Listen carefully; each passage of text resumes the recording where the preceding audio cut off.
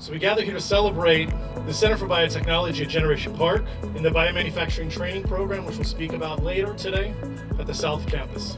We're building relationships with the industries that are out here. We're really excited to have the second building kicking off with this groundbreaking. As you can see now, we are working with Dr. Wild and his team to develop biotechnology courses. We are successful in our work simply because we believe in partnering across the district.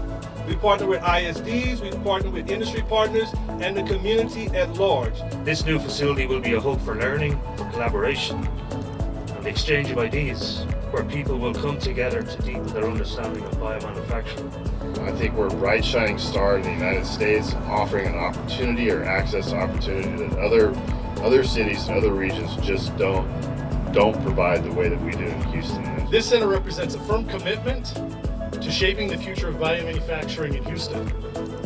Today, from this moment and in the years ahead, we would like to wish you every success, the best of luck, and enjoy the ride. Thank you.